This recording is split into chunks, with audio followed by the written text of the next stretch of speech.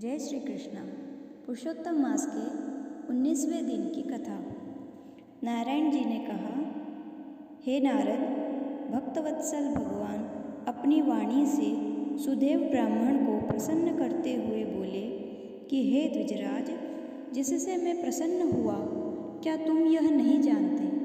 मेरा प्रिय पुरुषोत्तम मास आने पर तुम दोनों स्त्री पुरुषों के उपवास करने से, यहाँ पर बैठने से पुरुषोत्तम मास की सेवा हुई। एक बार वेद में कहे गए साधनों को और दूसरी ओर पुरुषोत्तम मास के सेवन को जब ब्रह्मा जी तोलने लगे तो वेदोक्त साधन बहुत हल्के निकले और पुरुषोत्तम मास का सेवन भारी हुआ। इसलिए संसार में पुरुषोत्तम मास अधिक पूज्य और मान्य है। जो मनुष्य जन्म लेकर श्री पुरुषोत्तम मास में जप तप स्नान दान आदि नहीं करते हैं, वे जन्म जन्मांतर में दरिद्री होते हैं। अतः सब प्रकार से यत्न करके मेरे प्रिय पुरुषोत्तम मास का सेवन करना चाहिए। जो पुरुषोत्तम की सेवा करेगा वह भाग्यवान धन्य होकर मुझको प्राप्त होगा।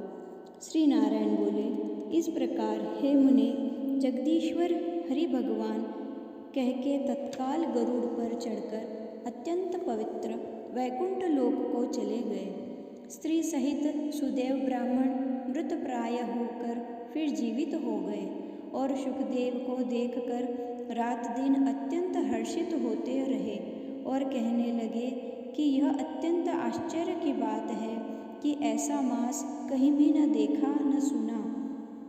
इस प्रकार आश्चर्य युक्त होकर वह सुदेव ब्राह्मण अत्यंत श्रद्धा युक्त होकर पुरुषोत्तम का सेवन करने लगा। ऋषि वाल्मीकि कहते हैं, वही तुम राजा दृढ़धनवाद विख्यात हुए।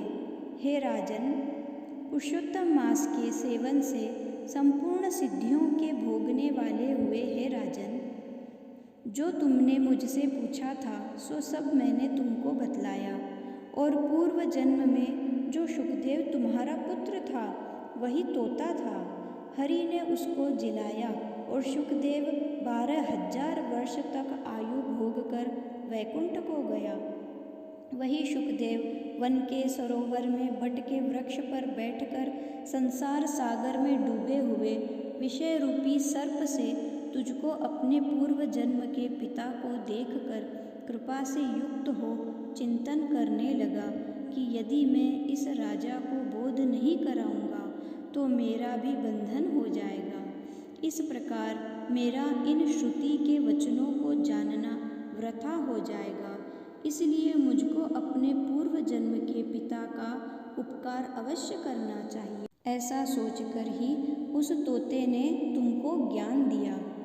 19वां अध्याय समाप्त हुआ। जय श्री कृष्ण।